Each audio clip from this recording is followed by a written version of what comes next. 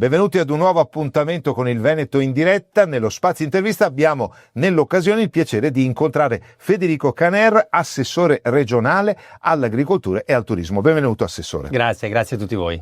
Certo, quando parliamo di agricoltura e turismo potremmo dire che tocchiamo la Regione Veneto nei suoi punti cruciali, più importanti, senza volerne ovviamente agli altri ambiti. Agricoltura e turismo, per cui il territorio fotografato in queste due competenze dell'assessore Caner. Cominciamo, assessore, proprio dall'agricoltura e cominciamo da un evento recente, gli 80 anni di Confagricoltura Belluno. Lei ha presentato dei dati importanti, ma soprattutto ha analizzato quella che è la situazione della montagna. Sappiamo quali sono le criticità che caratterizzano questo ambito territoriale così importante nel Veneto. Sì, è stata un'occasione importante quella degli 80 anni di Confagricoltura per discutere un po' di agricoltura di montagna, ma poi di agricoltura in generale in Veneto. Un momento importante sia con gli operatori locali ma anche nazionali, c'era anche il presidente nazionale, abbiamo avuto modo di discutere cosa significa fare agricoltura in montagna e cosa rappresenta questa anche per la pianura. Io ricordo sempre che l'attenzione della Regione Veneto verso questo comparto è notevole. Guardi, noi abbiamo circa l'8% di aziende venete che provengono dalla montagna. Nonostante questo 8%, noi facciamo investimenti pari al PSR, che è lo strumento che dà contributi a livello europeo e regionale per la montagna, per un totale di un 40% del suo massimale. Quindi a fronte dell'8% delle aziende noi diamo contributi per un 40% a livello di valore.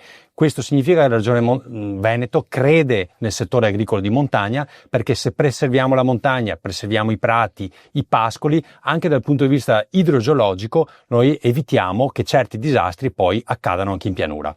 Assessore, siamo in campagna elettorale, qualcuno ha rivolto critiche alla Regione Veneto per i finanziamenti all'agricoltura, critiche rispedite immediatamente al mittente perché lei ha sfoderato dei numeri importanti, soprattutto un sostegno all'agricoltura in momenti in cui sappiamo anche dei tagli previsti dal piano dell'Unione Europea, la PAC famosa.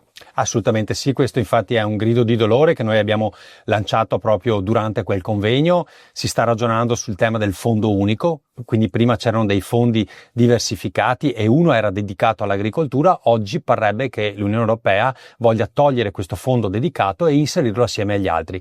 Questo significa che poi inevitabilmente gli stati centrali, quindi anche lo Stato italiano, andrà a ripartire questi fondi anche per altre situazioni che per carità hanno la loro dignità e importanza, ma io che mi occupo di agricoltura e so quanto è importante sostenerla, significano meno risorse perché noi passeremo da 360 miliardi a livello europeo previsti per l'agricoltura a neanche 300, a 295.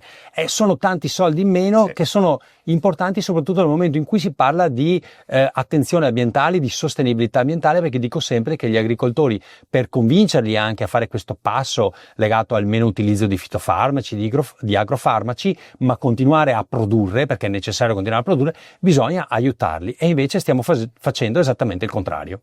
Assessore, per concludere l'ambito dell'agricoltura, ce ne sarebbe da parlare ovviamente, analizziamo anche non il rovescio della medaglia, il dritto, sempre più giovani e sempre più donne.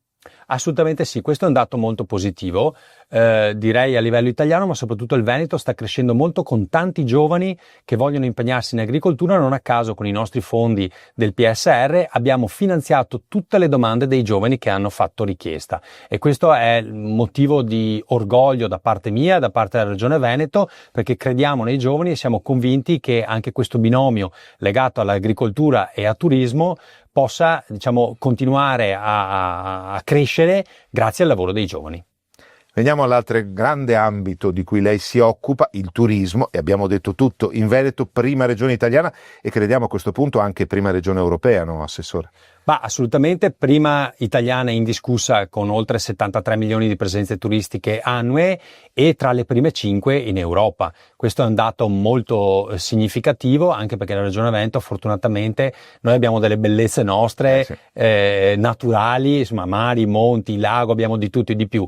Però è anche vero che negli ultimi 10 anni abbiamo lavorato molto con dei piani strategici specifici per aumentare anche la qualità del nostro turismo e soprattutto dei nostri servizi. Assessore, non possiamo fare il confronto con l'anno 2024 che crediamo rimarrà un unicum perché siamo arrivati a dei livelli quasi mostre, però quest'anno, nonostante polemiche legate al rincaro dei prezzi, è andata più che bene.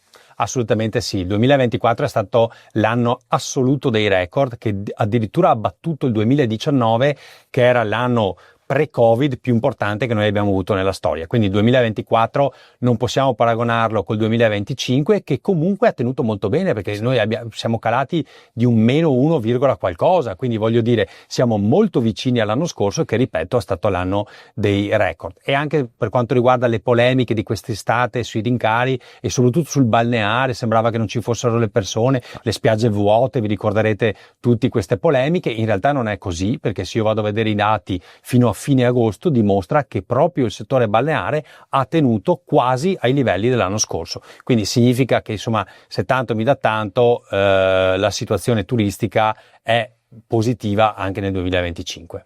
Noi ringraziamo l'assessore Federico Caner, si chiude qui lo spazio in diretta della intervista. Abbiamo incontrato il responsabile dell'assessorato all'agricoltura e al turismo della Regione Veneto, Federico Caner. Un buon lavoro a lei, assessore. Grazie a voi e a tutti gli ascoltatori.